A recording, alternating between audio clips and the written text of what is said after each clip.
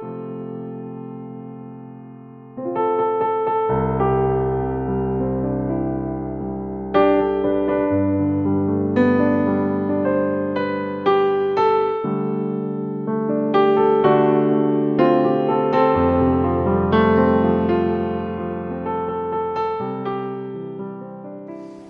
noches, Dios te bendiga.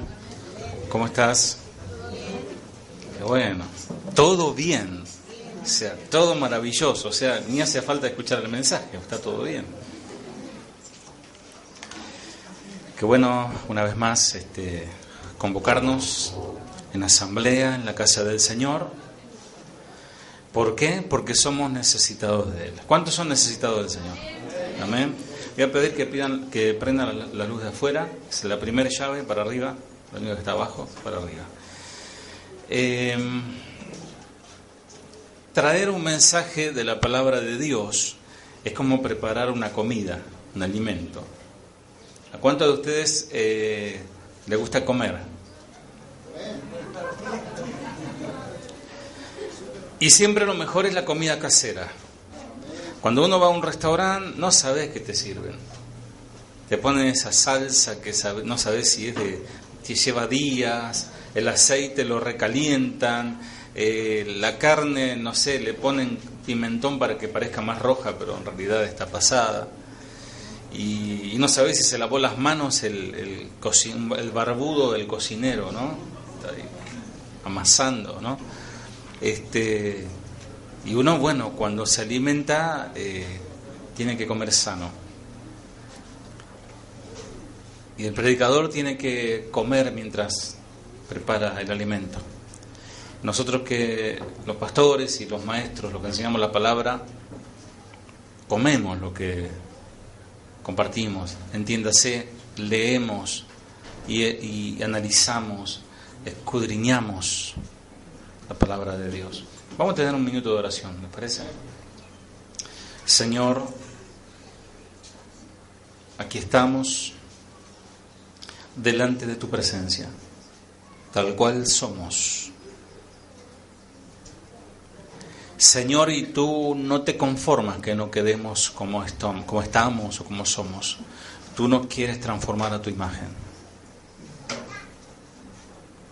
Que tu palabra, una vez más, Señor, sea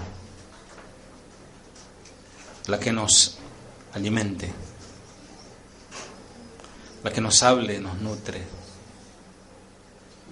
Dame la fuerza, ya que no tengo ninguna. Dame la gracia, ya que no la tengo, para compartirla. Evidentemente, Señor, quisiste que yo lo sea. Yo no elegí, tú elegiste, Señor. Y Padre, que tu pueblo esté pronto a oír en este tiempo, una vez más, tu palabra, en esta nueva oportunidad de vida que tú nos diste. Que tu Espíritu, que el Espíritu de Jesús, en esta tarde que está en este lugar, también encuentre morada en los corazones. En el nombre de Jesús. Amén.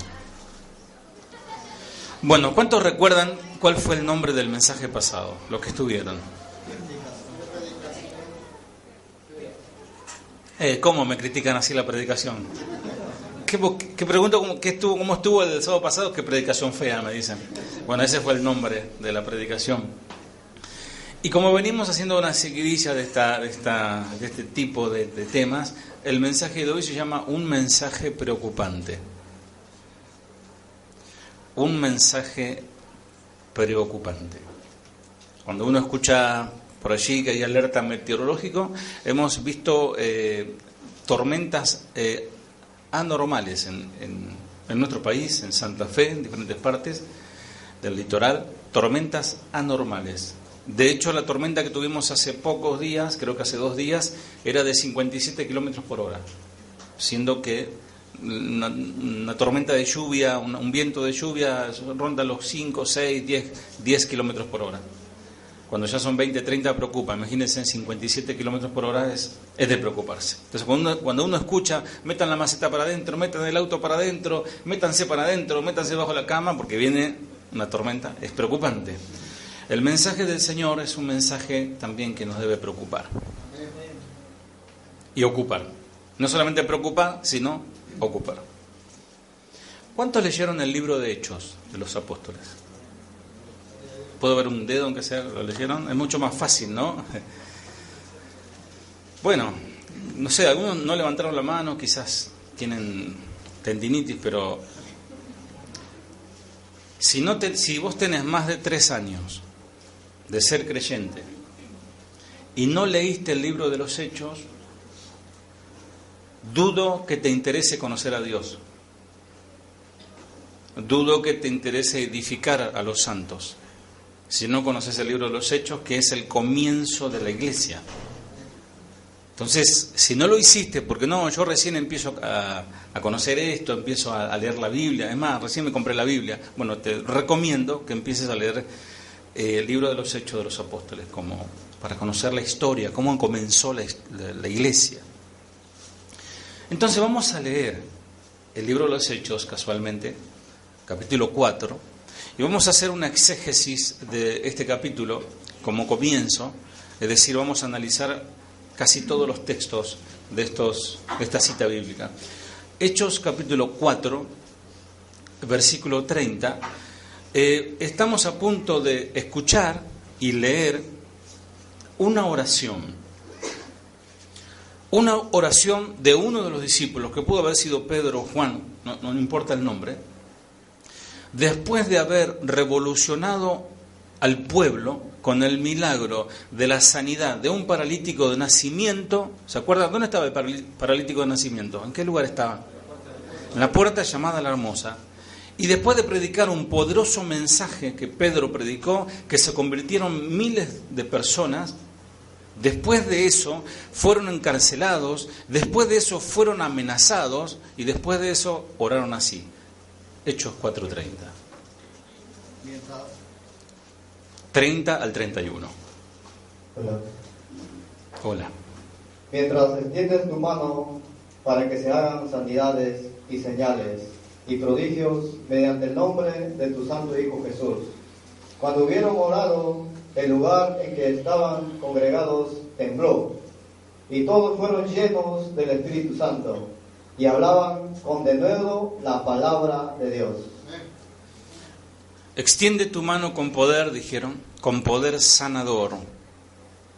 ¿Cuántos están enfermos? ¿Cuántos tienen una dolencia en su cuerpo que quiere que el Señor les sane en esta noche?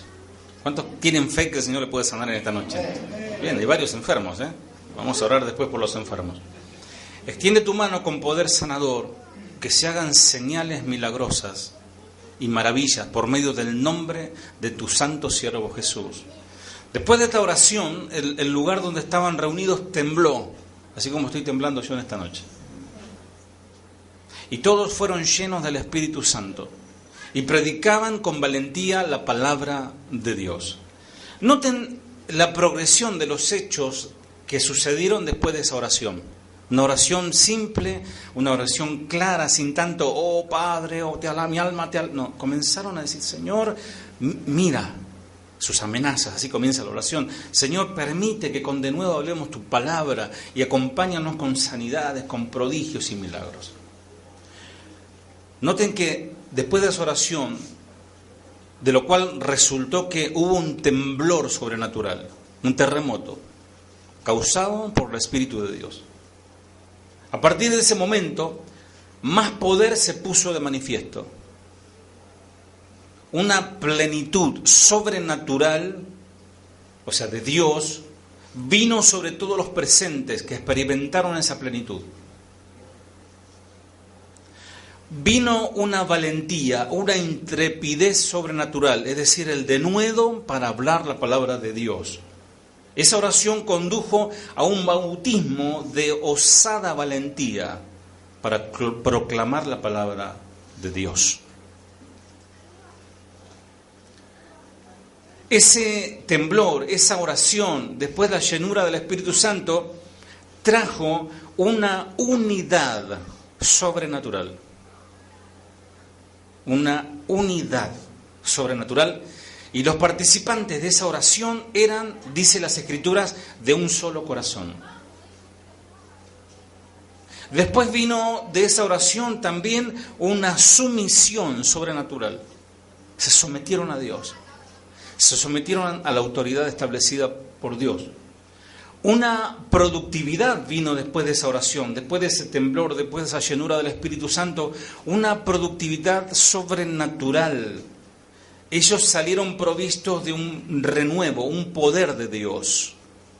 Y por último, esa oración, ese temblor, esa llenura del Espíritu Santo, esa valentía, esa unidad, además de eso, trajo como consecuencia de la llenura del Espíritu Santo una generosidad sobrenatural. Fueron bautizados de un espíritu de sacrificio y generosidad. No solamente comenzaron a hablar en lengua y todo eso, sino que fueron llenos de todas estas cosas. Algunos preguntan, hermano, ¿puede ser que el hablar en lengua sea señal de tener el Espíritu Santo? Sí, el hablar en lengua y ser generoso también. El hablar en lengua y ser amoroso también. El hablar en lengua y respetar a tu prójimo también es una señal del Espíritu Santo. Versículo 32. Y la multitud de los que habían creído era de un corazón y un alma, y ninguno decía ser suyo propio nada de lo que poseía, sino que tenía todas las cosas en común. Todos los creyentes estaban unidos en un solo corazón. Y esto no era un eslogan, ¿no? Que hoy se usa, unidos, jamás seremos vencidos, etc. Ellos consideraban que sus posesiones, que lo que tenían, no eran propias. Así que compartían lo que tenían. La diferencia de opiniones son inevitables. Yo sé que si de repente planteamos un tema y alguien puede decir, yo pienso esto, el otro puede decir, yo pienso lo otro, y aquel piensa, yo pienso diferente a los otros dos. Pero el Espíritu Santo debe tomar control sobre eso. Y tiene que haber en esencia una unidad espiritual. Podemos estar en desacuerdo en el color de pintura o cómo vamos a hacer esto o aquello, ¿no? Pero espiritualmente debemos estar unánimes, no solamente unidos, unánimes. La lealtad, una palabra muy poco conocida hoy, una palabra muy poco usada, la fidelidad, la lealtad, la honestidad entre las personas, y hablo del pueblo del Señor. La entrega, entregarse, el amor a Dios y a su palabra, eso es fruto de ser lleno del Espíritu. Iglesia, sin la unidad espiritual, la iglesia no sobrevivirá. Lo repito, sin la unidad espiritual, la iglesia no sobrevivirá. Si hay diferencias de opiniones entre nosotros, esto no se puede sostener. ¿Se entiende, no? Por eso Pablo escribe a las epístolas a la gente de Éfeso, los insta a una mayor unidad. Y les dice, solícitos en guardar la unidad del Espíritu en el vínculo de la paz. ¿Qué palabra? Eso está en Efesios 4:3. Solícitos en guardar, o sea, que se ocupen, se preocupen en guardar la unidad del Espíritu, que el Espíritu colocó en el vínculo de la paz. Debe haber paz entre nosotros. Puede ser que haya guerra entre nosotros, puede ser, pero no debe ser así, tiene que haber paz entre nosotros. Versículo 33. Y con gran poder los apóstoles daban testimonio de la resurrección del Señor Jesús, y abundante gracia era sobre todos ellos. Abundante gracia. Dios los bendecía. Como leímos anteriormente, ninguno de estos cristianos sintió que lo que tenían le pertenecían, por lo que fueron capaces de dar y compartir, eliminando así algo tremendo, la pobreza entre ellos. Eso sí que fue pobreza cero dentro de la iglesia. Eso fue pobreza cero, de verdad. Esto es una realidad, sucedió en los albores de la iglesia. Yo no sé qué pasó durante estos últimos 2000 años con la iglesia, pero esto que sucedió, esa llenura del Espíritu Santo, provocó que ninguno tenga necesidad de nada. Que todos tengan para desayunar, para su almuerzo, para su torta frita, para su puchero y su guiso.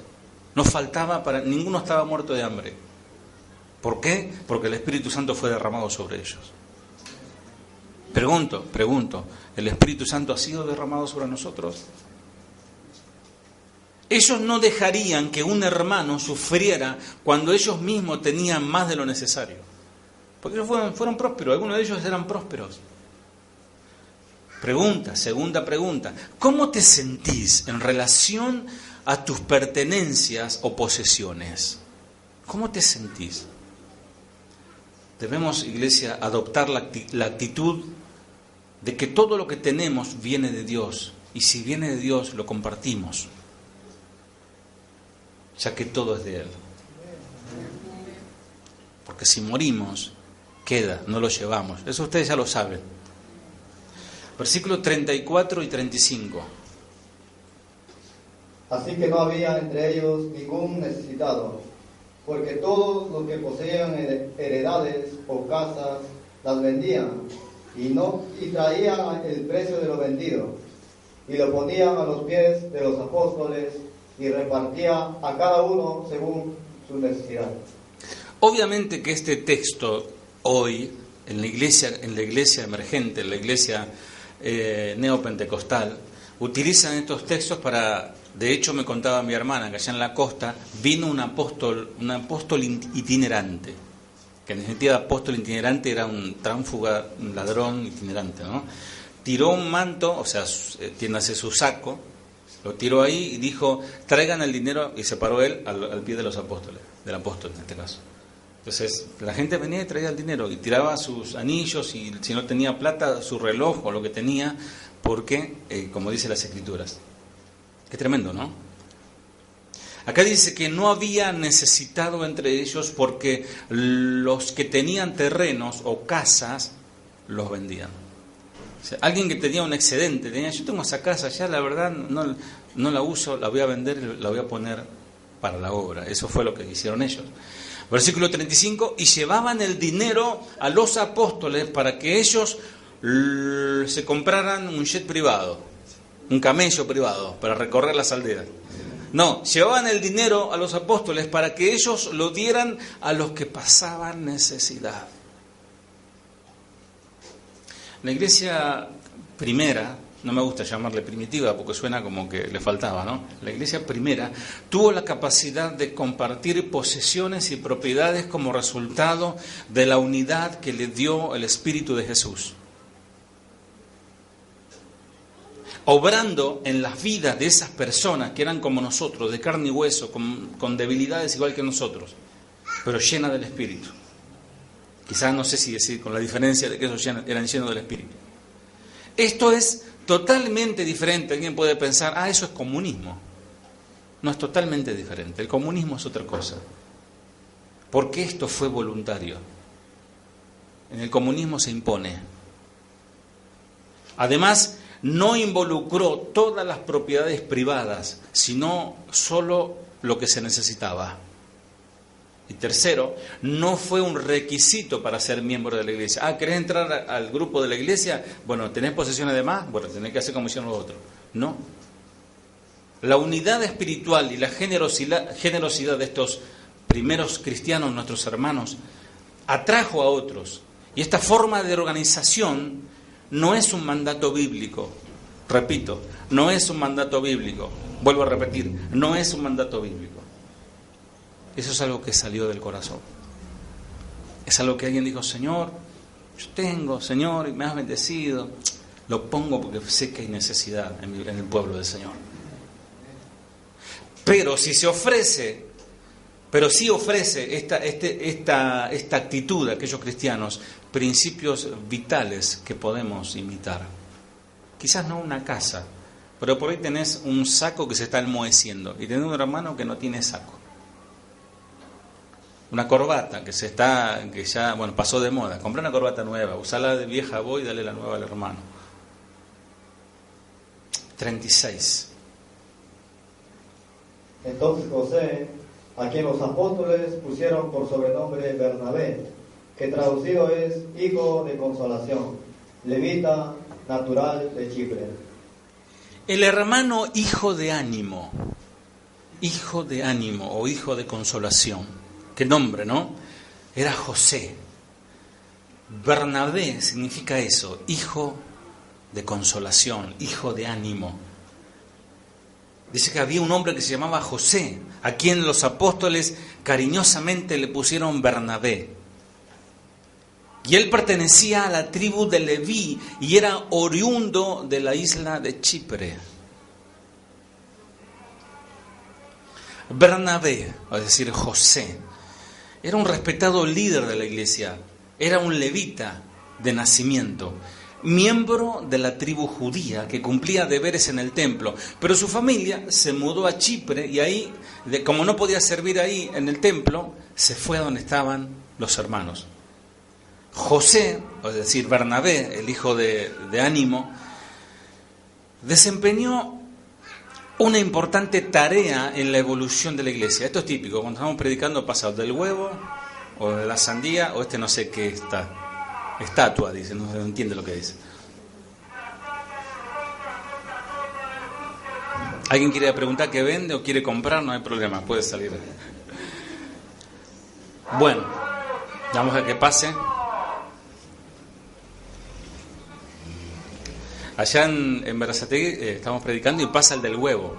Entonces un día se cansó Walter, que es el que está siempre ahí en la puerta, y entonces sale, agarra la Biblia y dice, shh.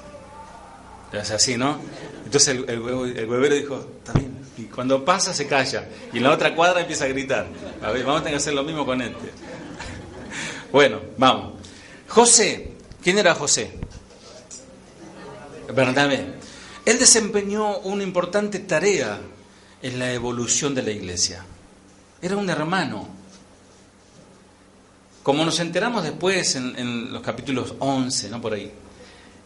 Y Bernabé era un hombre, dice capítulo 11, 24, que él era un hombre lleno del Espíritu Santo. ¿Cómo era José? O sea que José tenía todas estas cosas que dijimos, generosidad, amor, ¿qué más? Veía por las necesidades, era leal. Y este José Bernabé fue el quien dijo, che, Saulo, ¿se acuerdan de Saulo? Saúl de Tarso, era un rabino, era lo que después lo conocemos como Pablo, el apóstol. Pero en ese tiempo era Saulito, Saulo. Le dijo, vení conmigo. Y él, Bernabé, José, el hijo de Consuelo, lo trae a Saulo y lo integra con el grupo de los apóstoles. Amados, hay personas que son puentes, como Bernabé. Puentes. Que lo trajo a Saulo, lo presentó, este es un hombre de Dios, está creciendo en el Señor, creo que va a ser útil para el ministerio. Y ustedes saben qué útil que fue, ¿no? Pablo. Hay personas que son puentes, no son ni muros, hay gente que son muros, que dividen, no hacen dividir, no, con eso no se junten, no con esto no te junten, o hacen cultos privados. Acá no se hacen cultos privados, ¿no? No se hacen reuniones paralelas, ¿no? Nadie dice nada, no sé, bueno, que calla otorga. Hay personas que son puentes, no son ni muros ni orgullosas torres, que las torres vieron que les gusta, se hacen ver de lejos, están ahí imponentes las torres. No, son puentes. Bernabé no escribió epístolas, no fue figura en primeras planas, no fue un hombre muy famoso, pero fue una pieza fundamental dentro de los planes de Dios. ¿Por qué? Porque Bernabé era un hombre lleno del Espíritu Santo. Amado, no se trata de ser famoso, no se trata de destacarse. Hay gente que da cátedra, agarra el micrófono y da cátedra de la palabra de Dios, pero a la hora realmente que hace falta, no, brillan por su ausencia. Lamentablemente es así. Este hombre fue decisivo para la ruta de Pablo, que más tarde siguió. Bernabé, que después Pablo lo opacó a Bernabé. Pablo escribió cuántas epístolas, cuántas cartas escribió. Y Bernabé quedó ahí como un acompañante, ahí un segundo. ¿Cuántos quieren ser segundo? En definitiva, un hombre bendito, un hombre de bendición. Ese fue Bernabé. ¿Y qué hizo Bernabé? Versículo 37. Como tenía una heredad, la vendió y trajo el precio y lo puso a los pies de los apóstoles. Él dijo, llegó al lugar, vio, hay que entender el contexto. Cuando comenzó la iglesia, ellos empezaron a ser perseguidos y los bloquearon, los encerraron económicamente. Ellos no podían hacer negocios afuera, los despreciaban a los cristianos. Entonces se ayudaban entre ellos. Y los que tenían un poquito de dinero o alguna propiedad, lo vendían y ayudaban a los que estaban adentro. Entonces, ¿qué hizo este hombre? Vendió un campo que tenía y llevó el dinero a los apóstoles. Aquel hombre que más tarde presentaría a Saulo de Tarso y les diría a los discípulos, este hombre es un hombre de Dios, vamos a ayudarlo. Qué tremendo que haya gente así en la iglesia, ¿no? Pero hay otra clase de gente en la iglesia también. Capítulo 5, ese lo voy a leer yo, porque quiero, versículo 1, lo voy a leer yo, después lees el otro. Ahí no más. Pero había en la iglesia cierto hombre llamado Dios misericordioso. Ese significaba su nombre. Hermano, Dios misericordioso, gloria a Dios, venga a su nombre, gloria, decía misericordioso. Quien junto a su esposa, piedra preciosa. Qué nombre, ¿no? El hermano misericordioso y la hermana piedra preciosa. Qué tremendos matrimonios en la iglesia, hermoso que tenemos. ¿Cómo dice? Versículo 1. Pero de cierto hombre llamado Ananías, con Zafira su mujer, vendió una heredad. Pero había cierto hombre llamado Ananías, quien junto con su esposa Zafira vendió una propiedad. Al igual que lo hizo el hijo de consolación, Bernabé, que él movido por amor, por misericordia, lleno del Espíritu, cubrió una necesidad. Entonces estos dijeron, hagamos lo mismo. Vemos a la iglesia que comenzó a enfrentar problemas internos y externos. Comenzó a haber dentro de la iglesia deshonestidad, comenzó a haber dentro de la iglesia dolores de cabeza administrativos para los tesoreros de la iglesia, ¿no? Eso existió siempre, ya desde el comienzo. Había problemas administrativos. Fuera de la iglesia se sentía la presión de la persecución. Había persecución. Los líderes de la iglesia fueron cuidadosos y sensibles al conducir los problemas internos, pero no había mucho que pudieran hacer para prevenir las presiones que venían de afuera. Pero a pesar de todo lo que estaba pasando en la iglesia, tanto de afuera como de adentro, porque venía la persecución de afuera, pero adentro también había un par de mañosos, a pesar de todo, mantuvieron su enfoque en lo que era más importante, difundir el mensaje del Evangelio. Amados, lo más importante para nosotros debe ser, obviamente después de amar a Dios y todo eso, la misión más importante es difundir el Evangelio. Yo publiqué hace un par de horas una meditación, una expresión de Paul Washer, que él dice, hay muchos queriendo saber un montón y queriendo discutir con otros que saben. Dejen de pelearse y comiencen a predicar a Cristo. Comiencen a hablarles a aquellos que no conocen a Dios. Les gusta conocer para pelear con el que ya conoce un poquito más o con un poquito menos, a ver quién tiene más conocimiento. Y así estamos. Y él decía, ¿por qué no se van a Nepal? ¿Por qué no se van a países donde no conocen de Cristo? En vez de estar acumulando conocimiento para pelearnos entre nosotros. Y esto es lo que hizo la iglesia del Señor. No se detuvo a pelearse a ver quién tiene, quién dio, quién no dio. Comenzó a predicar el Evangelio. Y amados, yo como pastor digo lo mismo aquí. Yo no me voy a estar preocupando por la finanza, ni cuánto dinero entra, ni deja de entrar. No manejo ese tema, ni me interesa. Yo voy a predicar el Evangelio. Y el Señor nos dará de comer. Amén. Hechos 5:2 al 3. Y sustrajo del precio, sabiéndolo también su mujer, y trayendo solo una parte, la puso a los pies de los apóstoles. Y dijo Pedro: Ananías, ¿por qué llenó Satanás tu corazón para que mintieses al Espíritu Santo y sustrajeses del precio de la heredad? Ananías y Zafira quisieron hacer lo mismo que hizo Bernabé, vendieron la propiedad y la trajeron, y llevó solo una parte del dinero. Vendieron una propiedad. ¿Cuánto puede salir una propiedad? O sea, hoy la propiedad aquí en este barrio hay propiedades de, no sé, 300.000, 500.000 pesos. ¿Cómo serán en otros lugares más caros, no? Pero 500.000 una casa. ¿Cuánto pedís por esta casa? 500.000 pesos. Dice. Bueno, la vendió por 500.000 pesos. Y trajo a los pies de los apóstoles 350.000. Es una linda suma, ¿o no?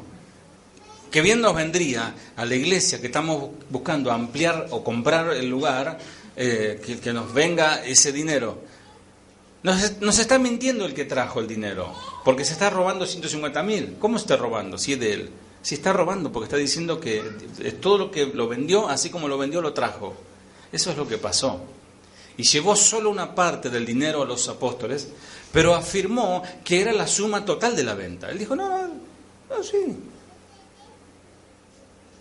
Encima que lo traigo. Habrá dicho él por dentro, ¿no? Con el consentimiento de su esposa, se quedó con el resto del dinero. Mujeres, ¿cuántas mujeres hay aquí? ¿No? Bueno. Esposas, no digan sí a todo. Si su marido está rayando la transgresión de la ley de Dios, no le diga que sí. Confróntenlo. En el amor de Cristo, obviamente, no agarre el cucharón ni la sartén, ¿no? Pero diga, no, mi amor, ¿qué te está pasando? ¿Te perdiste la razón? ¿Cómo vas a hacer eso? ¿No? Que la mujer te diga eso, ¿no? Es una llamada de alerta, ¿no? La mujer, la que te conoce, la que te ama, la que cuida tus intereses, te diga, che, ¿qué te pasa? ¿Estás mal? ¿Estás loco? A veces las esposas deben decir eso. Esposos, ¿cuánto le dijeron así a su mujer alguna vez en la vida? A mí. Bueno. Y llevó solo una parte del dinero, y la mujer sabía, versículo 3, entonces Pedro le dijo, Ananías, ¿por qué permitiste que Satanás llenara tu corazón? No dijo Pedro, a ver, camillero, atrás, pónganse atrás. Guarda, todos cierran los ojos, vamos a reprenderle porque el diablo se le metió. Pobre Ananías, no sabe ni lo que hizo. No, ¿por qué permitiste que Satanás llenara tu corazón? ¿Saben qué, cristianos?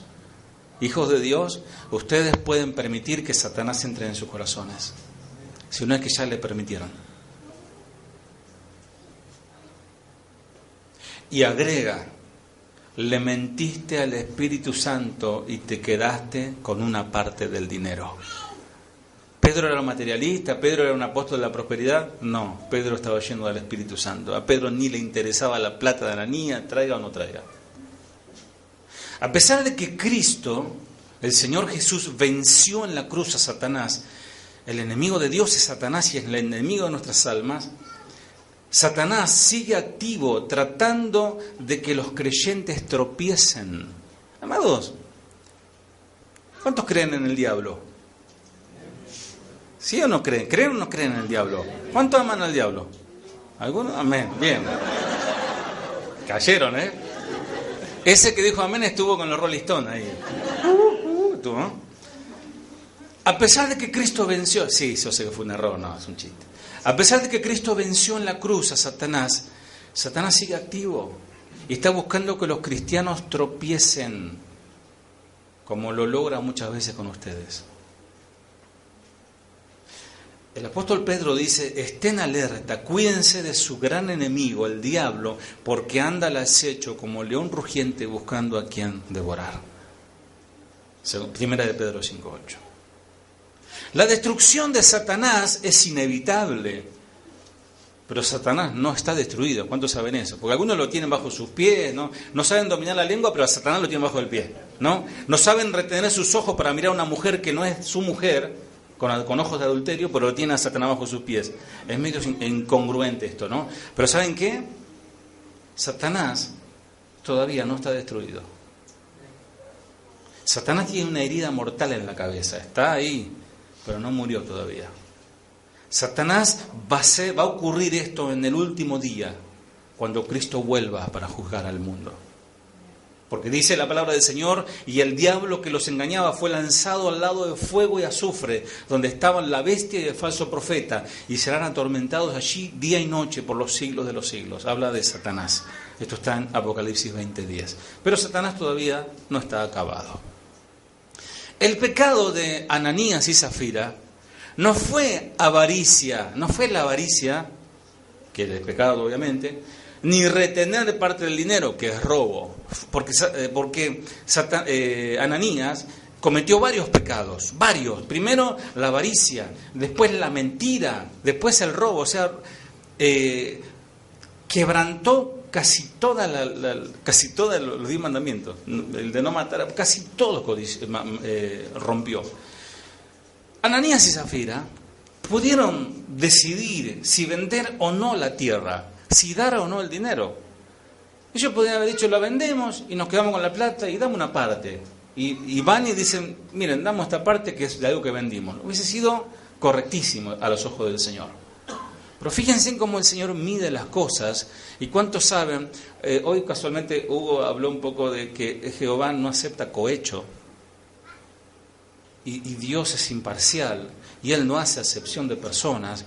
Y Dios sigue siendo igual. ¿Cuántos creen que Dios sigue siendo igual? Lo dice su palabra, los cielos y la tierra pasarán, mas mi palabra no pasará. Ahora, ¿por qué no mueren en la iglesia ahora? ¿Cuántos mentirosos hay en la iglesia? ¿Cuántos falsos? ¿Cuántos avaros? ¿Cuántos idólatras hay dentro de la iglesia? Y no se mueren. ¿Dios cambió? No. Lo que estamos viviendo es la misericordia de Dios. Misericordia es no recibir el castigo que merecemos. Y gracia es darnos la bendición que no merecemos. El pecado de Ananías y Zafira, su pecado fue mentir a Dios. Y por ende mentirle también a los apóstoles y al pueblo. Porque todo lo que no tenían el discernimiento, cuando lo vieron entrar a Ananías con la bolsa de dinero, imaginémonos, y todo, hermano Ananías, qué bueno que haya gente como vos, engañados. ¿Por qué? Porque él los estaba engañando. Que el Señor tenga misericordia de nosotros, mis amados. Porque no es meramente el tema del dinero. El tema del dinero es un detalle menor. Es un tema del corazón. Su pecado fue mentir a Dios, pero en realidad ellos dieron, pero se reservaron parte del dinero, tratando de parecer más generosos de lo que en verdad eran. Amado, amada, si sos un mezquino, no demuestres que sos un generoso, no digas que sos generoso. Más vale seguir siendo mezquino y tenés posibilidad de que el Señor te cambie, pero no aparentes ser lo que no sos. Ellos se estaban guardando una parte y este hecho se juzgó con dureza de parte de Dios. ¿Por qué? Porque era deshonestidad. ¿Y saben qué? Les voy a dar otro principio que tiene base bíblica. La deshonestidad y la codicia, entiéndase la avaricia, destruye la iglesia. Impide que el Espíritu Santo obre, porque toda mentira es mala.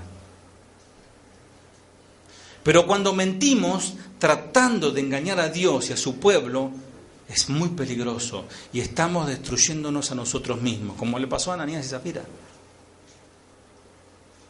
Y algo interesante, Ananías y Zafira, según el contexto de toda la historia, no fueron al infierno, fueron cortados. Porque en la institución de la Cena del Señor dicen, y algunos, para no ser juzgados con el mundo, murieron, duermen, para no ser condenados. Versículo 4 al 5. Pretendiéndola, no se te quedaba a ti, y vendida no estaba en tu poder. ¿Por qué pusiste esto en tu corazón? No has mentido a los hombres, sino a Dios. Al oír Ananías estas palabras, cayó y expiró. Y vino un gran temor sobre todos los que lo oyeron. Después dice el versículo 6 que unos muchachos se levantaron, lo envolvieron en una sábana, a modo, ¿viste los mafiosos cuando hacen desaparecer a alguno? Lo ponen en la alfombra y lo llevan, ¿no? En este caso, lo envolvieron en una sábana, lo sacaron y lo enterraron. O sea que estaba el ministerio de los enterradores. ¿Cuántos quieren ese ministerio? Amados, ¿saben qué? No estamos listos para estar cara a cara con Dios así como estamos, en esta condición humana. ¿Saben por qué? Porque tan solo un mínimo pensamiento inicuo nos llevaría indefectiblemente a la muerte. Dios no admitiría delante de su santidad el mínimo pensamiento inicuo. No se trata tan solamente de actos malévolos de los hombres, sino del intento de Satanás, porque dice, ¿por qué permitiste que Satanás entrara en tu corazón? O sembrara esta codicia en tu corazón. Satanás se sirve de las debilidades humanas. Cuando hay basura, hay moscas. Si no limpias la basura, las moscas no van a ver. Si en tu corazón hay basura, las moscas van a venir. ¿Cómo le pasó a Judas Iscariote?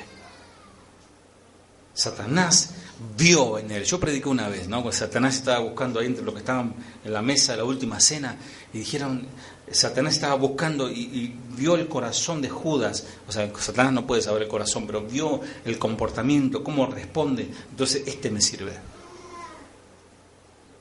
Así como Satanás quiso herir la primera creación, ¿se acuerda? Adán y Eva, sembrando en ellos la duda. ¿Seréis como dioses? No, seréis como dioses. ¿Van a morir? No van a morir. Solamente si analizamos el contexto más profundamente podremos comprender, iglesia, con el alma estremecida. Esto debería traer, por eso se llama un mensaje preocupante. El castigo inesperadamente duro que Dios descargó sobre Ananías y sobre su mujer. Se trata del carácter sagrado de la comunidad de Cristo. Amados, este pueblo es sagrado. Ustedes son sagrados. Pero por mérito de Cristo, no porque ustedes sean especiales. Entonces, está el Espíritu Santo en el pueblo, y el Espíritu Santo representa vida, y no puede haber muerte dentro del cuerpo. Este Ananías, a quien sacaron muerto, nos hace recordar el fin oscuro y sombrío que, inducido por Satanás, Judas, por 30 monedas de plata, traicionó. ¿Saben quién? ¿A quién traicionó Judas? A él mismo se traicionó. Versículo 7. Pasado un lapso como de 3 horas, sucedió que entró su mujer, no sabiendo lo que había acontecido. O sea, entró la mujer. ¿Cuántas mujeres hay aquí? Mujeres, oigan lo que el Espíritu habla. Entró su esposa sin saber lo que estaba pasando. Entró ahí. Se había guardado la guita abajo del florero. Esto muestra que nunca, ella está demostrando que nunca toma conciencia de la terrible situación que está viviendo. Y desestima la advertencia del Señor, que el Señor dice, porque no dará por inocente Jehová al que tomare su nombre en vano. No tuvo temor de Dios. Y esa mujer, saben que muchas veces el cómplice es peor que el principal. Versículo 8. Entonces Pedro le dijo, dime, ¿vendisteis en tanto la heredad? Y ella dijo, sí, en tanto. O sea, ¿qué le preguntó? Fue un interrogatorio. Pedro como haciéndose el distraído, ¿no? ¿Cuánto vendiste? ¿350 pesos? Sí, contestó ella. Ese fue el precio. La venida de esta mujer da ocasión a Pedro para hacer que se confirme la profunda bajeza de la pretensión terrible y oscura de este matrimonio. Ella, esta mujer, no reprendió a su marido. Y si el marido seguía adelante y ella tenía 2 dedos de frente, hubiese dicho, mira, anda vos, que te parta un rayo por mentira del Señor, porque yo me quedo en casa. Y es verdad. Más bien ella saboreó la alabanza, ya se imaginaba la alabanza de las otras hermanas, ¿no? Que ay, tu marido, ustedes pusieron esta ofrenda generosa, qué bueno. Y ella misma codiciando el resto del dinero escondido. Matamos 2 pájaros de un tiro, dijo. Quedamos bien con los hermanos, con la iglesia, con Dios, y de paso tenemos unos mangos. Amados, a Dios no se le puede mentir. Y no estamos, espero que el Espíritu Santo lo revele, que yo no les estoy hablando de dinero. Amados, si ustedes no quieren seguir poniendo, no ponga. Si usted quiere seguir poniendo, ponga. Si usted no quiere hacer, no haga. O sea, a mí me da igual, mis amados. Yo estoy predicando la palabra. La mujer conocía el plan del encubrimiento de mentira. La mentira estaba convenida, hubo allí un acuerdo. Esto se ve porque el hecho de que ella conocía el importe. Cuando Pedro le dice, ¿en cuánto vendieron? 300, no dice, ¿no? Pero estamos poniendo como ejemplo. 350.000, sí, ese es el número. O sea, hubo un acuerdo, porque si vamos a mentir, mintamos juntos. ¿Cuánto le dicen a sus hijos, hijito, cuando venga el cobrador, decirle que no estoy? Decirle que papá se fue al banco a buscar plata. Y le enseñan a los hijos a mentir. Y los hijos lo mandan de frente. Dice mi papá que no está. ¿Quién fue el promotor y el más culpable de los dos? Bueno, no lo dice. Quizás él era un gobernado y la mujer le dijo, mira, vamos a hacer esto, esto y esto. Yo quiero mis vacaciones, me merezco mis vacaciones. Quiero ir a San Martín de los Andes, le dijo. Y entonces necesitamos tanta plata. Y agarró y lo indujo al marido y el otro chorlito fue. No sabemos cómo fue, no sabemos, pero sabemos que hubo un acuerdo. Sea como sea, se nos recuerda a los primeros padres. ¿Quién fueron los primeros padres? Adán y Eva, que contravinieron al principio el mandamiento de Dios y ellos sufrieron juntos. No es que solamente cayó sobre Eva el castigo o sobre Adán, cayó sobre los dos. Así que si estás casado o estás a punto de... Porque hay unos que están a punto de casarse, yo no sé qué están pensando. Bueno, está bien, están por casarse. Sepan que los dos tienen que ser un solo corazón y una sola mente en el Señor. Versículo 9 al 11. Y Pedro le dijo, ¿por qué convinisteis en tentar al Espíritu del Señor? He aquí a la puerta los pies de los que han sepultado a tu marido, y te sacarán a ti. Al instante ella cayó a los pies de él y expiró. Y cuando entraron los jóvenes, la hallaron muerta, y la sacaron y la sepultaron junto a su marido. Y vino gran temor sobre toda la iglesia, y sobre todos los que oyeron estas cosas. Vino gran temor. Che, a esa iglesia los mentirosos se mueren. Yo no sé, ¿vos cómo andás? No, yo... Tiene nadie así. Te recomiendo que no entres, porque ya hay un ministerio de enterradores, te aviso. ¿Se imaginan? ¿Se imaginan eso? Yo me enteré de una iglesia donde en el púlpito murieron uno, después murió otro, y no sé si murió otro, no me acuerdo, pero 1 y 2 murieron en el púlpito. Y empezó a correr un temor ahí y todos pasaban a agradecer hacia adelante, ¿no? El miedo no es sonso. Dice que gran temor se apoderó de toda la iglesia y de todos los que oyeron lo que había sucedido. Cuando pasa algo así sobrenatural, el barrio enseguida, en la panadería, en la feria, ¿te enteraste de lo que pasó en el culto? Dicen en la iglesia. El juicio de Dios a Ananías y a su esposa Zafira produjo horror y temor entre el resto de los creyentes también, logrando que se dieran cuenta con cuánta seriedad Dios toma la santidad del pueblo. ¿Se acuerdan del pueblo de Israel? Cuando Israel le dijo a Moisés, anda, habla vos con el Señor.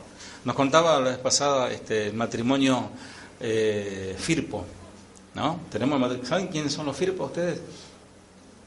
Algunos sí, es Noé y Oscar. Y ellos se fueron de vacaciones al norte, se fueron a Tucumán, en el Valle Tafí, ¿no? Dicen que los truenos hacen eco, o sea que como está en la montaña, cuando hay trueno, dice que los mismos lugareños tiemblan, cuando viene un trueno salen todos corriendo. Imagínense, un trueno asusta, imagínense potenciado con un amplificador. Imaginemos la voz de Dios, que es multitud de truenos. Cuando Dios habla, y Moisés estaba ahí complaciéndose con el Señor, y el pueblo estaba terriblemente asustado. Eso pasó en la iglesia del Señor cuando envió juicio, matando a un matrimonio. Versículo 12. Y por la mano de los apóstoles se hacían muchas señales y prodigios en el pueblo, y estaban todos unánimes en el pórtico de Salomón.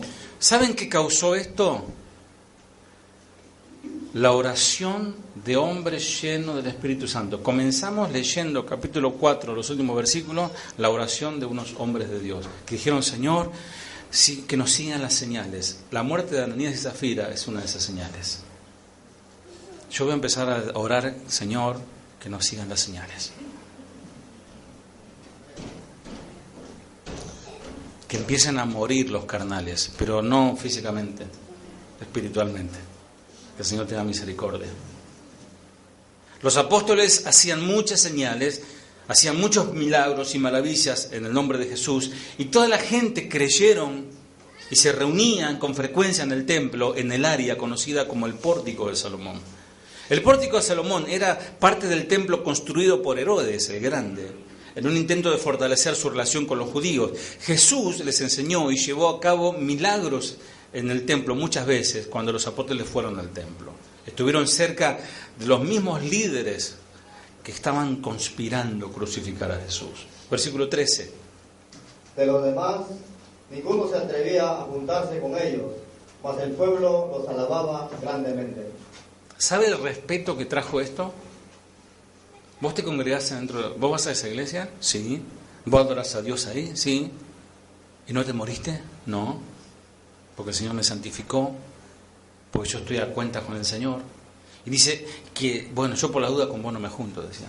Dice, pero nadie se atrevía a unirse a ellos, aunque toda la gente los tenía en alta estima. Los creyentes no se atrevían a unirse, los incrédulos, a los creyentes, a los apóstoles. Tenían miedo. Versículo 14. Y los que creían en el Señor aumentaban más, gran número así de hombres como de mujeres. ¿Qué hace al cristianismo atractivo? ¿Un concierto de luces al estilo de los Rolling Stones?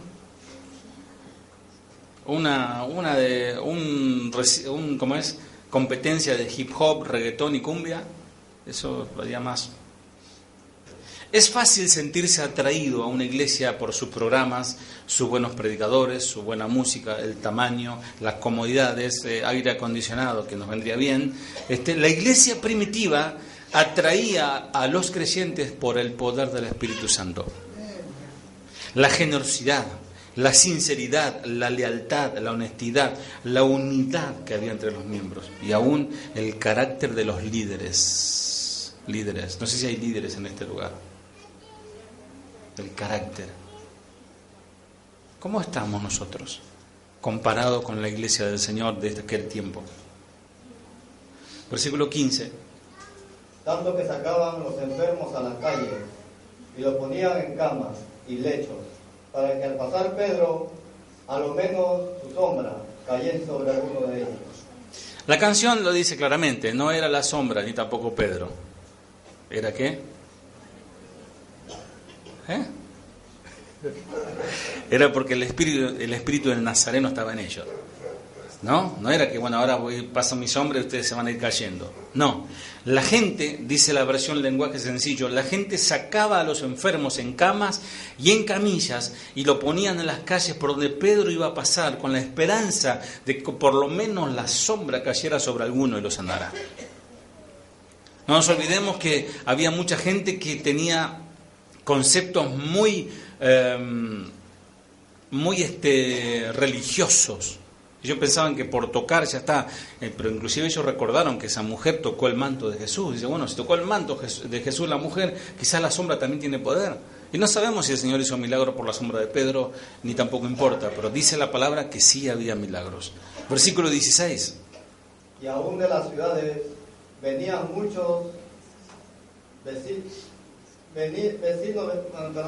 y aún de las ciudades vecinas muchos venían a Jerusalén, trayendo enfermos y atormentados de espíritus inmundos, y todos eran sanados. Preguntamos hoy cuántos enfermos hay en el lugar. Alguno levantó la mano. ¿Cuántos endemoniados hay? Empieza alguno, ¿no? Multitudes llegaban desde las aldeas que rodeaban Jerusalén y llevaban a sus enfermos y a los que estaban poseídos por espíritus malignos, y todos eran sanados. Todos. ¿Cuántos? Todos. ¿En qué favorecieron estas sanidades milagrosas en aquel tiempo? Bueno, primero, que atrajeron nuevos creyentes. Confirmaron la veracidad de las enseñanzas de los apóstoles. Demostraron con el poder del Mesías, quien murió en la cruz, resucitado, y ahora estaba viviendo en ellos. Era el poder de Dios obrando, obviamente. Aún me imagino yo, porque la gente era sanada. Yo me imagino esto. ¿Se imaginan algunos de los fariseos que estaban, a la vez estaban en contra de los discípulos, estuvieron en contra de Jesús, pero que estaban enfermos? Tenía un reuma, un fariseo que tenía una enfermedad del estómago, tenía un problema de la cervical, no sé, y que estaba tentado por... Dice, se sanaron todos. Y el fariseo, ¿cuántos fueron y se acercaron para recibir un milagro? Después se convirtieron a Cristo. Concentrémonos ahora, iglesia. Ya leímos todo esto, en lo que había sucedido dentro de la iglesia. El caso de esta mujer y de este hombre, Ananías y Zafira. Y esto nos va a llevar a oír una predicación preocupante. Y vamos a ver 5 cosas brevemente que Dios nos enseña de la trágica muerte de esta pareja. La historia de Ananías y Zafira, ahí en Hechos 5, nos permite saber que a pesar de la explosión de crecimiento de la iglesia, porque fue tremendo, Pedro con un mensaje, 3.000 se convirtieron ese mismo día, tuvieron momentos de debilidad dentro de la iglesia. Incluso hubo pecados serios. Creo que la muerte de esta pareja sirve como una advertencia hoy, para nosotros como un mensaje preocupante, que en realidad debemos descansar en Dios. Cuando uno se preocupa porque algo no está bien. Y Dios tiene mucho que enseñarnos a nosotros. Y si estamos dispuestos a escuchar 5 minutos más. Primero, en la iglesia hay 2 tipos de personas. En la iglesia, aquí, en Berazategui, en Guadalajara, en Filipinas, en cualquier parte, hay 2 tipos de personas. Y es casi imposible distinguirlos desde afuera. Casi, a veces sí se distingue. Por fuera, Ananías y Zafira se veían como otros miembros de la iglesia, como por ejemplo José, Bernabé, que era un hombre activo, era un hombre que veía la necesidad y ayudaba. Entonces todos dijeron, y lo amaban a Bernabé. Entonces dijeron, yo quiero que a mí también me amen. Yo también tengo una propiedad, la voy a vender, entonces me van a amar. No sé qué pensaron. Bernabé acababa de vender su propiedad y trajo el dinero a los apóstoles, como acabamos de leer. Para el observador casual, el que estaba viendo lo que estaba pasando, Ananías y Zafira estaban haciendo lo mismo. Otro como Bernabé, dijeron. Pero dentro de su corazón, es decir, en su intención, en sus entrañas, en su alma, persistía la avaricia, persistía la vanidad. Eran perseguidores de gloria. Amados, hay personas que les gusta que le aplaudan.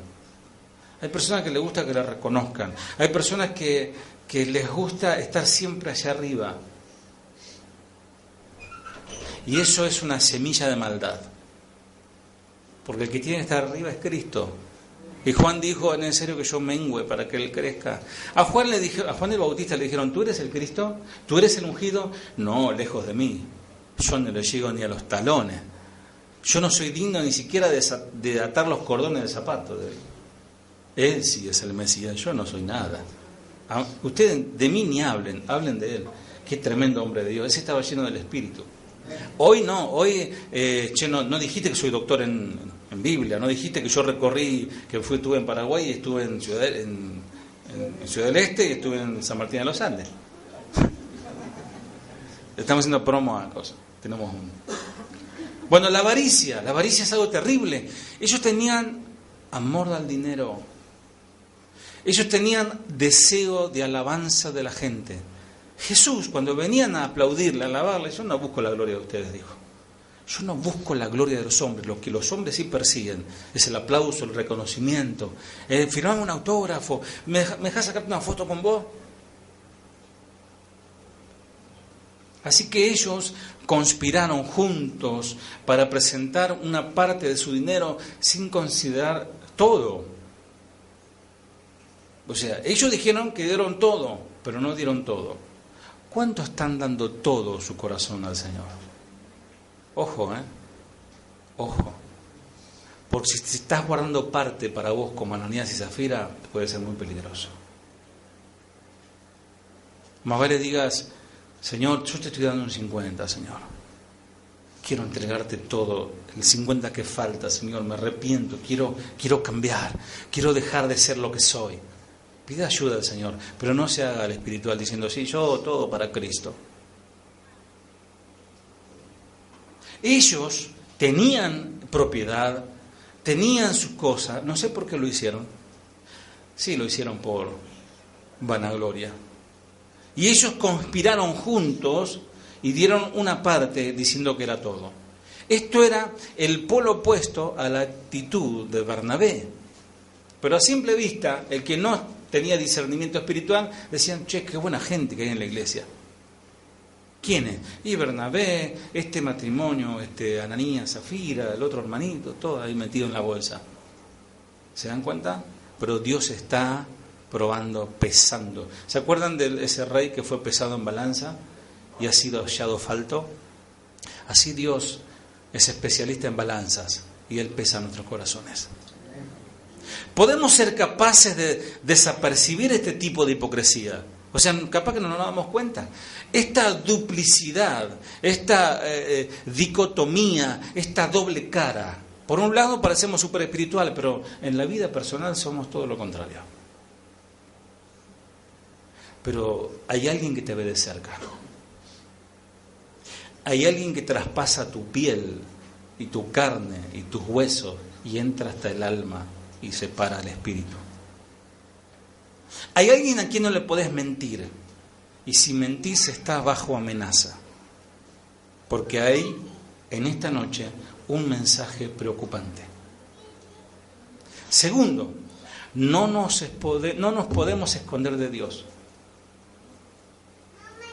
Puede ser difícil para nosotros distinguir entre un corazón verdaderamente arrepentido y un farsante, un falso arrepentimiento. Hay quien se convirtió y hay quien tiene una falsa conversión. Y el que de afuera dice, sí, yo lo pongo, son iguales.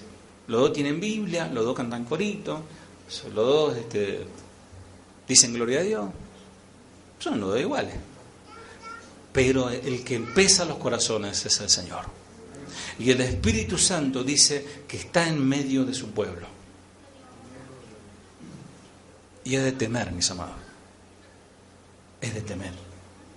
El Señor conoce nuestros pensamientos como si esos pensamientos, imagínate esto, como si que tu pensamiento se amplifique en un amplificador potente, mostrando tus pensamientos en una pantalla Full HD, 4 dimensiones.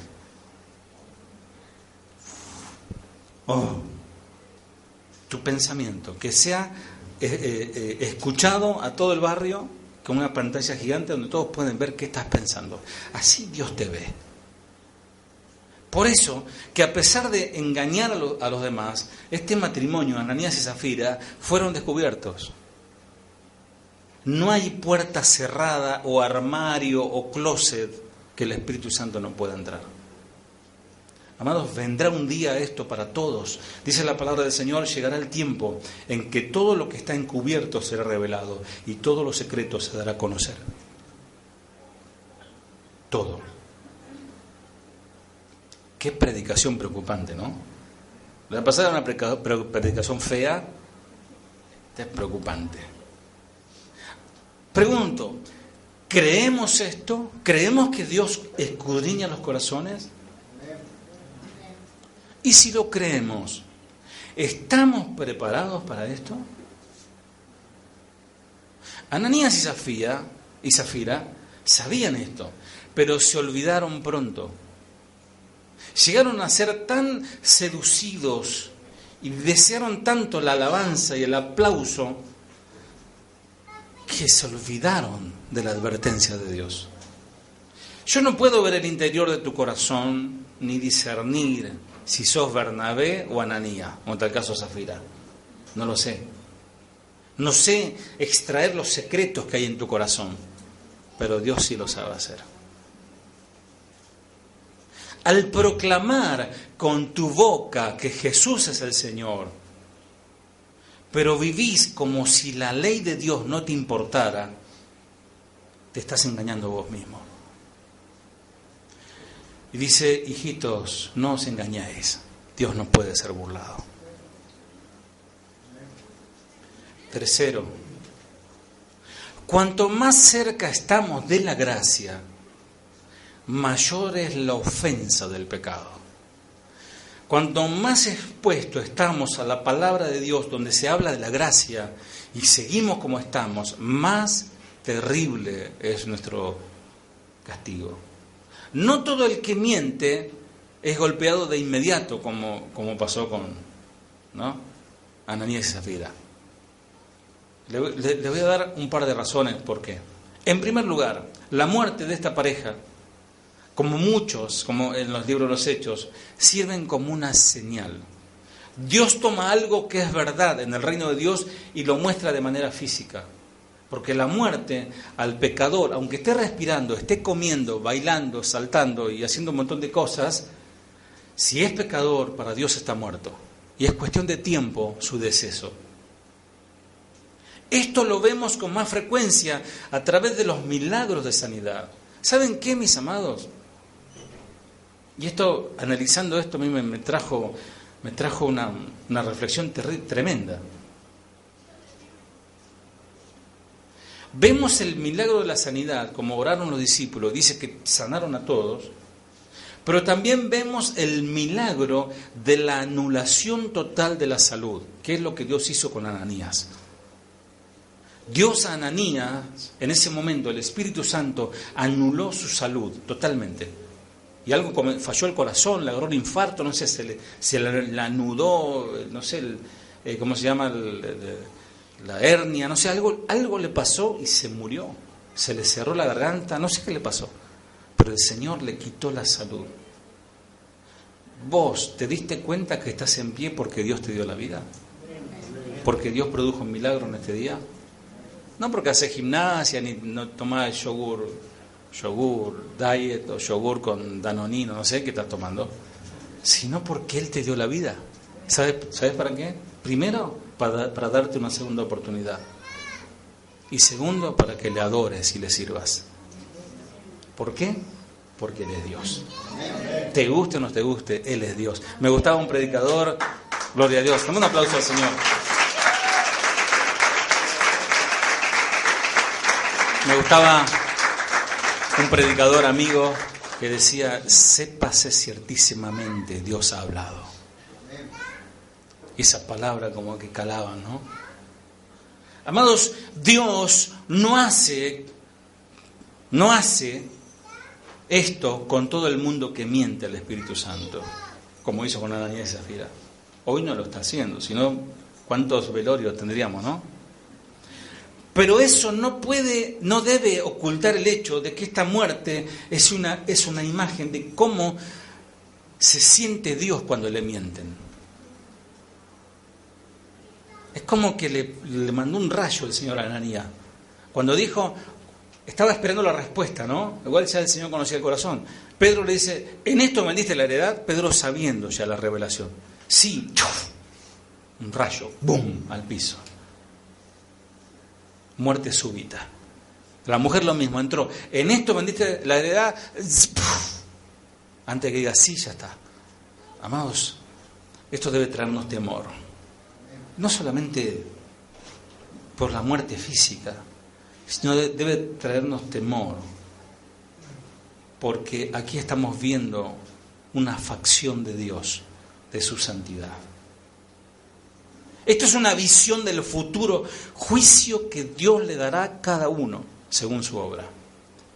En segundo lugar, Ananías y Zafira habían visto la acción del Espíritu Santo tan de cerca.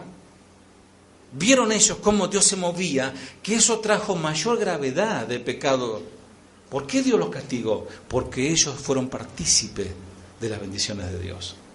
Yo sé que muchos de ustedes, o la mayoría, o el 100%, son partícipes de las bendiciones del Señor. Piensen en esto como el templo. Mientras más cerca se está del lugar santo, ¿se acuerdan del templo de aquel tiempo?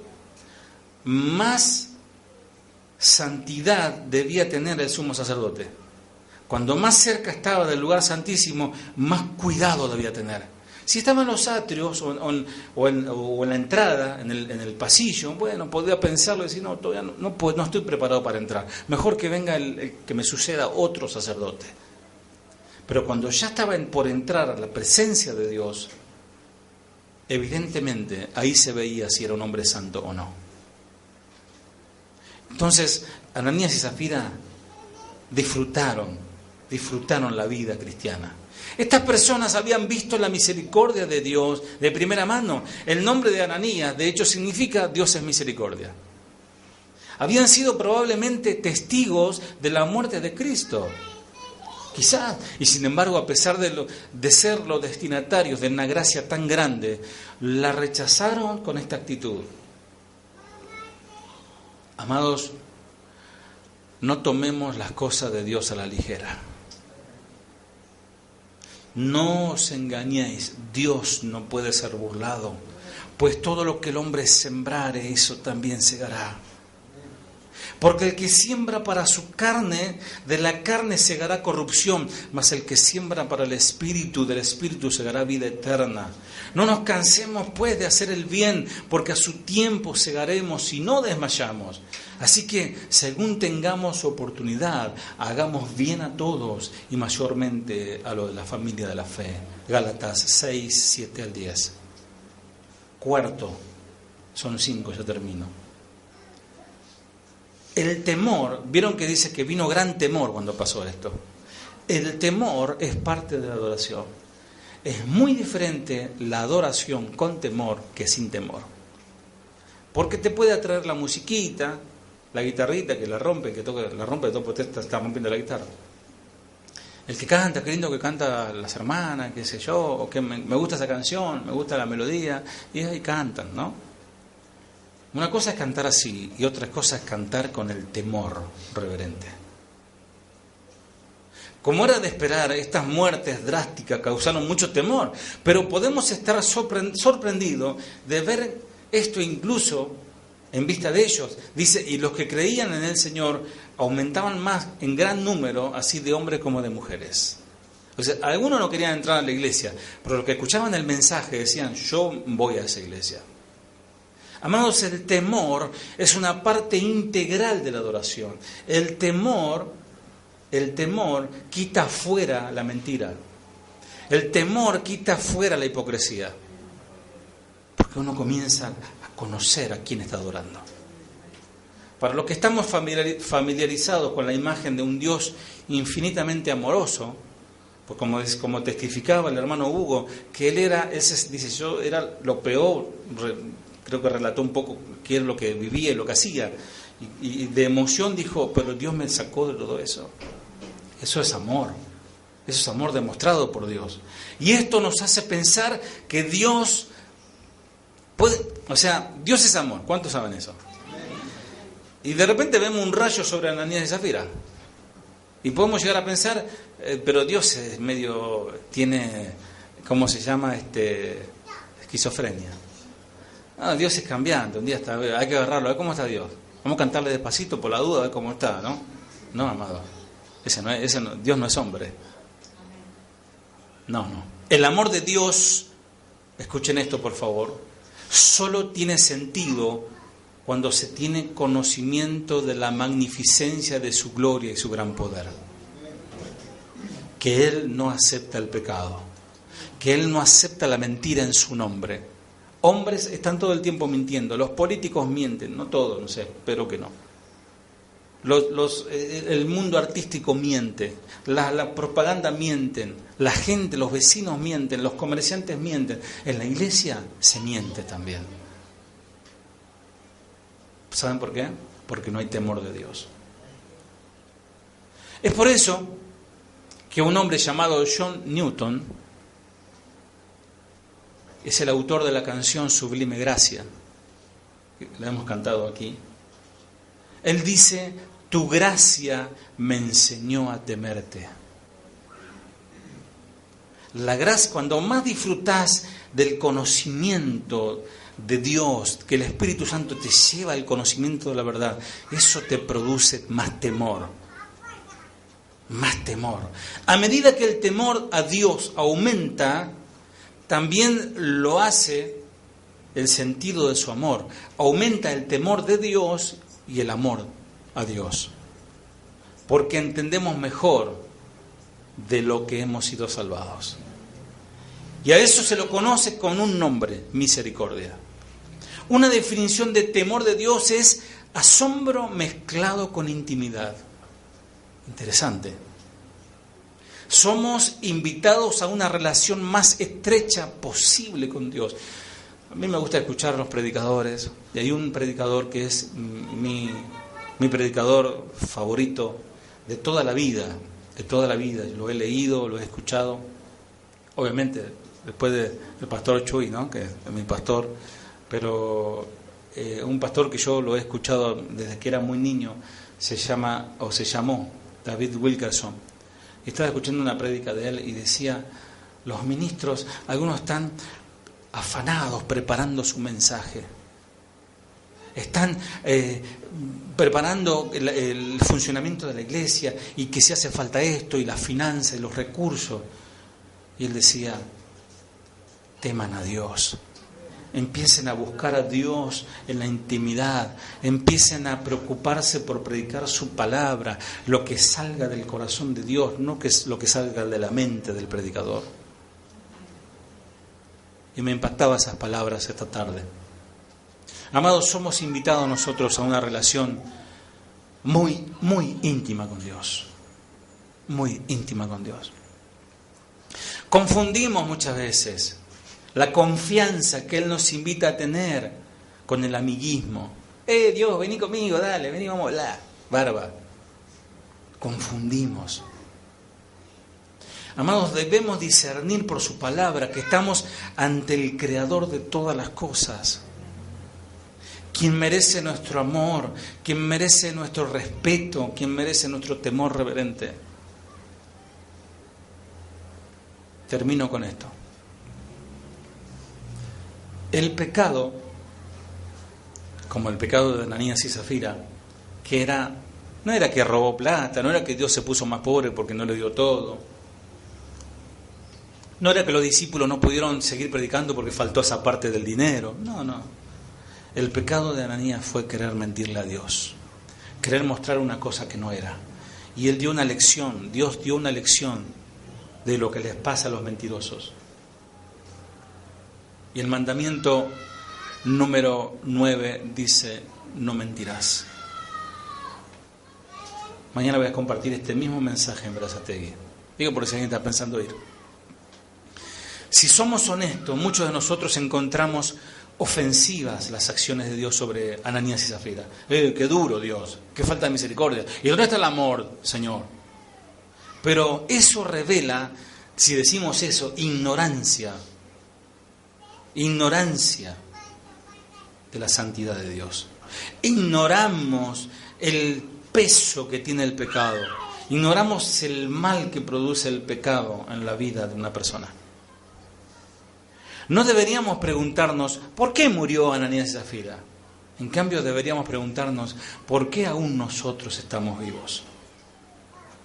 Si Dios es paciente con nosotros y lento para la ira, pero no nos olvidamos de que la paciencia de Dios está diseñada para conducirnos al arrepentimiento, no para que volvamos al pecado. La paciencia de Dios no es para que volvamos al pecado. Es como ese papá que se enoja y el hijo, mientras lo ve al papá enojado, deja de hacer lo malo.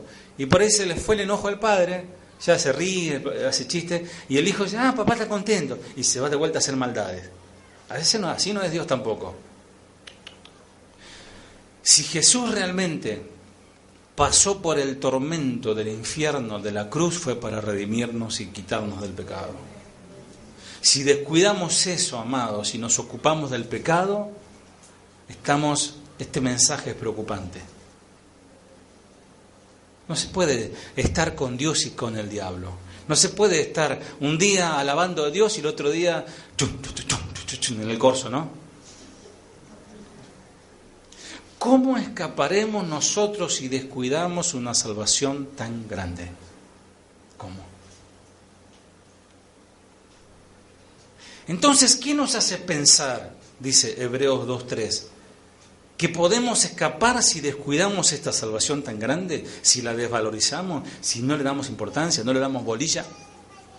Que primeramente fue anunciada por el mismo Jesús y luego fue transmitida por quienes lo oyeron hablar, o sea, los discípulos, los apóstoles. Amados, una predicación preocupante convierte el corazón.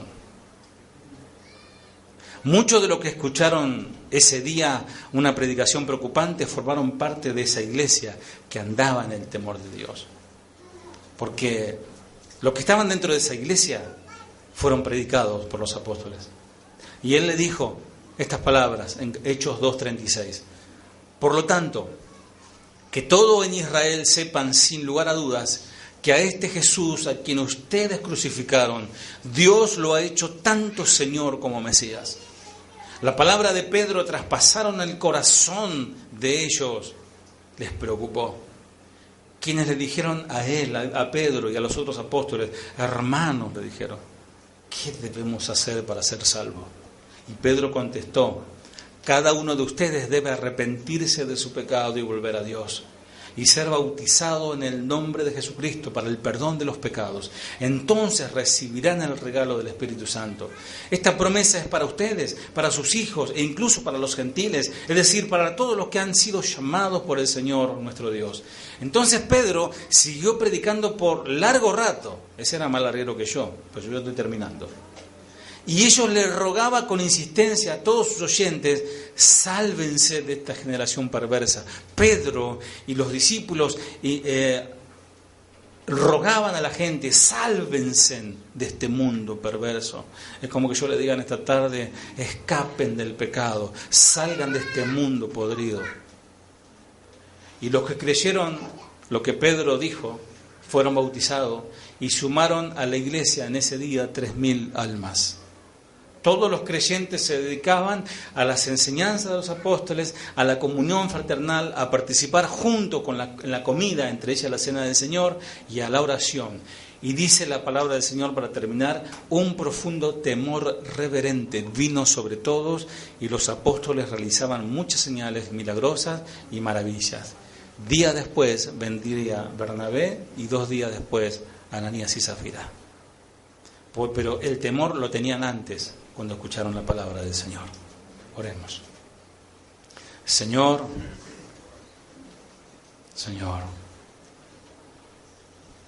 una vez más me ha costado dar este mensaje. Señor, las aflicciones no vienen por los problemas de la vida. Las aflicciones de un creyente no vienen porque no le alcanza el dinero, o porque aumenta la carne, o porque no tiene para pagar, o tiene alguna dolencia física. La aflicción del creyente viene porque tú estás enojado con él, porque el Espíritu Santo ha sido contristado, porque esa persona se siente totalmente vacía. Esa es la aflicción de espíritu. Y hoy el Señor está trayendo este mensaje nuevamente, para que una vez más el Señor nos siga diciendo: hijo, ven a mí. Hijo, ven a mí. Yo quiero rescatarte del mundo. Yo quiero sacarte de la inmundicia. Yo quiero cambiar tu corazón, pero deja de engañarte. Vos no lo puedes hacer por tu cuenta, solamente por medio del Espíritu, a través de su palabra. Y agrego una vez más esta palabra que Pablo repitió hasta el cansancio: hijo mío, si oyereis hoy mi voz, no endurezcas tu corazón.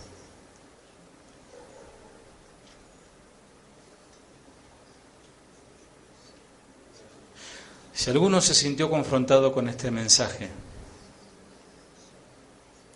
yo le pido que ponga la mano en su corazón, en señal, como una señal. Nadie esté mirando. Ponga su mano en el corazón y dígale: Señor, me sentí señalado por ti. Quizás esa enfermedad que te está aquejando tiene que ver con tu pecado. Y simplemente el verdadero arrepentimiento puede producir la sanidad en tu cuerpo. Simplemente el reconocer tu maldad puede que haga que desaparezca ese tormento diabólico, los demonios están dando vuelta en tu mente. Porque has querido vivir un cristianismo con doble cara, como hoy se habló claramente, una careta. Señor, tú eres el mismo Dios de Ananías y Zafira, tú eres el mismo Dios de Pedro, tú eres el mismo Dios de Bernabé en este lugar, Señor. Padre, pon en nosotros tu temor, el temor reverente, y todo lo demás, todas las demás cosas serán añadidas. Bendice a tu pueblo, en el nombre de Jesús. Amén. Dios te bendiga. Al Cordero que fue sacrificado, al digno de recibir adoración, el poder y las riquezas doblan sus rodillas ante tu altar. La sabiduría y la inteligencia te piden consejos para no fallar.